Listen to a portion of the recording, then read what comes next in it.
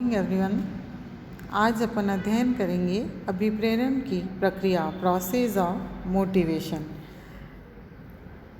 व्यक्तियों को, कर्मचारियों को अभिप्रेरित करने के लिए विभिन्न प्रबंध शास्त्रियों द्वारा विभिन्न प्रकार की विचारधाराएं प्रस्तुत की गई हैं और उनके अनुसार कर्मचारियों की आवश्यकताओं के बारे में, उनके कार्य निष्पादन के बारे में, कर्मचारियों की संतुष्टि असंतुष्टि के बारे में जानकर प्रबंधकों के द्वारा समय समय पर कर्मचारियों को अभिप्रेरित करने का प्रयत्न किया जाता है।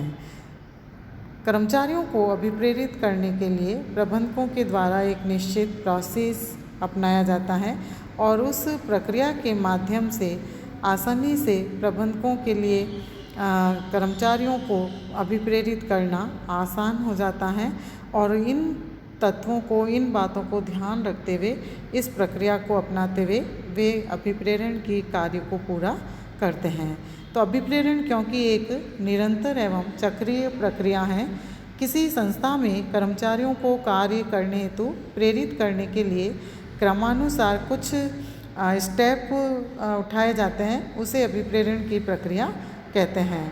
तो यह प्रक्रिया कर्मचारियों की आवश्यकताओं से प्रारंभ होकर उन्हें संतुष्ट करने तक जारी रहते हैं। तो विभिन्न विद्वानों ने अभिप्रेरण की प्रक्रिया में भिन्न भिन्न कदम उठाए हैं। जैसे कीथ डेविस के अनुसार उद्देश्यों को निर्धारित करना, कर्मचारियों की भावनाओं का अध्ययन करना, संप्रेषण करना, हितों का संयोजन करना, सहायक दशाएं उपलब्ध कराना एवं समूह भावना का विकास करना।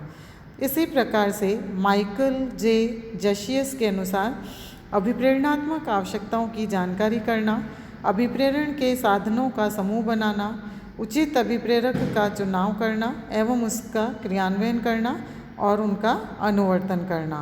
तो इन्होंने 4 स्टेप के अंतर्गत अभिप्रेरण की प्रक्रिया को पूर्ण किया। तो भिन्न भिन्न विद्वानों के द्वारा भिन्न भिन्न प्रकार के चरणों में अभिप्रेरण की प्रक्रिया को पूरा किया जाता है। तो इस प्रकार प्रबंध विशेषज्ञों ने अभिप्रेरण के भिन्न चरणों, कदमों का उल्लेख किया।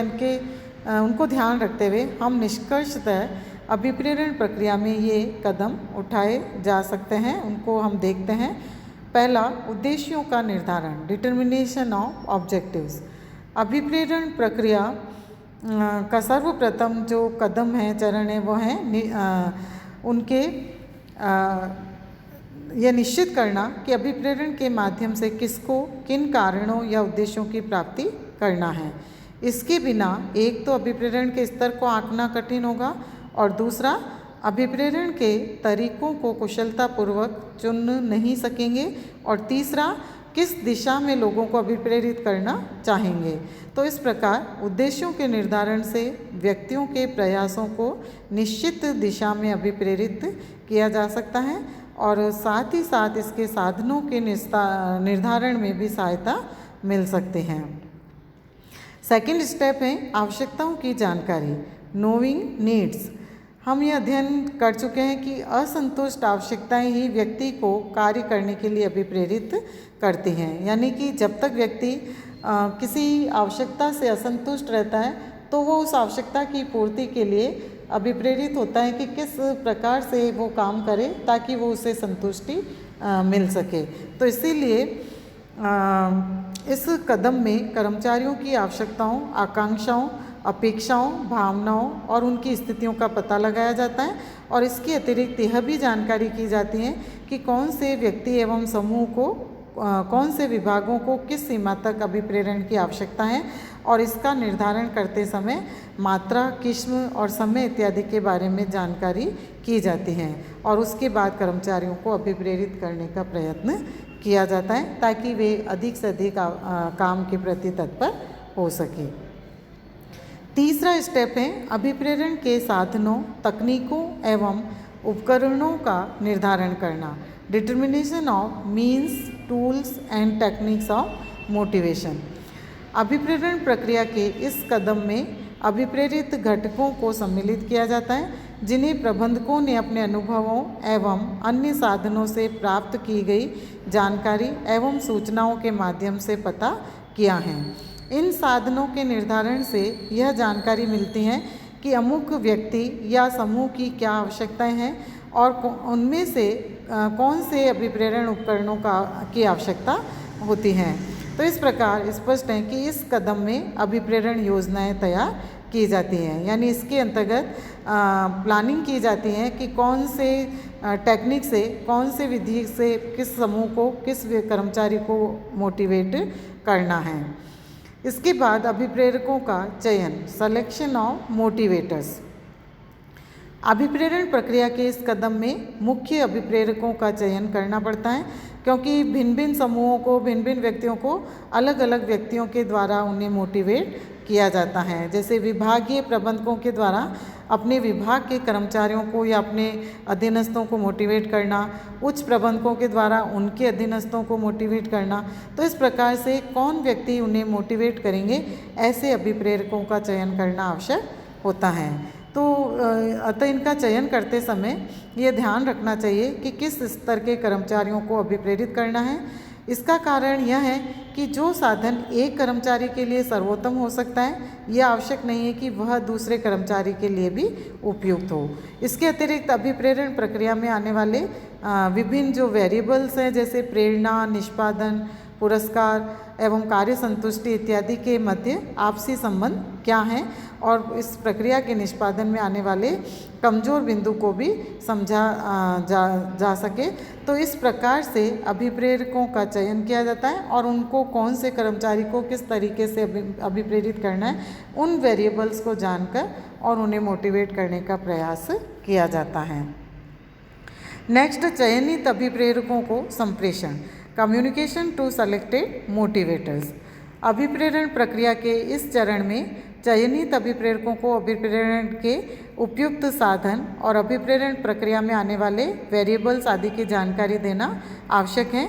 यदि प्रबंधक ऐसी जानकारी देने में असफल रहते हैं तो वे अपने कर्मचारियों को उचित प्रकार, समय एवं स्थिति में अभिप्रेरित नहीं कर सकेंगे। तो इसलिए इसके अलावा प्रबंधक को कर्मचारियों की प्रतिक्रिया यानी उनके जो रिएक्शंस हैं उन पर भी ध्यान रखना चाहिए। परिणाम स्वरूप अभिप्रेरक ये जान सकेंगे कि कर्मचारियों को किस विधि और कौन सी टेक्निक से मोटिवेट कर सकते हैं या किस प्रकार से उनको अभिप्रेरित कर सकते हैं। फिर है हितों का संयोजन, इंटीग्रेट ऑफ इंटरेस्ट्स। कर्मचारियों को अभिप्रेरित करने का जो अंतिम रूप देने के पूर्व निर्णयन में प्रबंधकों को चाहिए कि वे संगठन के सदस्यों एवं कर्मचारियों दोनों के हितों को ध्यान में रखें। इस स्तर पर प्रबंधक संस्था के उद्देश्यों को ध्यान में रखकर व्यक्तिगत हितों का इस प्रकार निर्धारण करे कि कर्मचारियों को अधिक का अधिक लाभ मिल सके एवं उनमें टकराव की स्थिति उत्पन्न न हो। अतः कर्मचारियों के हितों में संस्था के उद्देश्यों के साथ एकीकृत किया जाना चाहिए ताकि वे अधिक से अधिक कार्य का निष्पादन कर सके। तो इसलिए कर्मचारियों के और प्रबंधकों के द्वारा अभिप्रेरक को, जो अभिप्रेरित हैं वो प्रबंधक और कर्मचारी दोनों के हितों को यानी संस्था के हितों को ध्यान रखते हुए उन्हें मोटिवेट करते हैं, उनको काम करने के लिए प्रेरित करते हैं।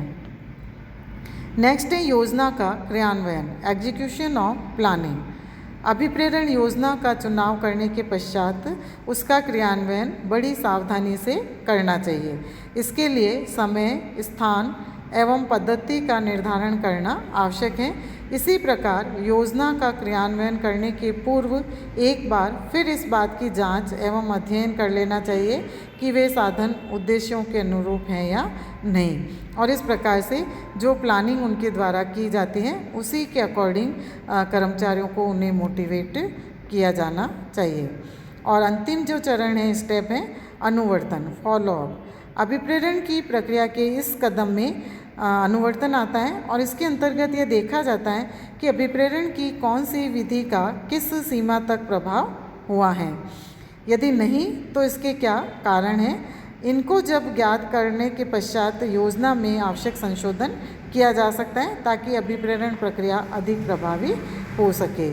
तो इसलिए फॉलोअप किया जाना आवश्यक हैं और अभिप्रेरक समय समय पर ये देखते हैं कि वो जिन कर्मचारियों को जिस लेवल तक मोटिवेट कर रहे हैं वास्तव में एम्प्लॉइज़ या जो कर्मचारी हैं वो मोटिवेट हो रहे हैं या नहीं हो रहे हैं और उनके लिए जो टेक्निक यूज़ की जा रही हैं वो उपयुक्त है या नहीं।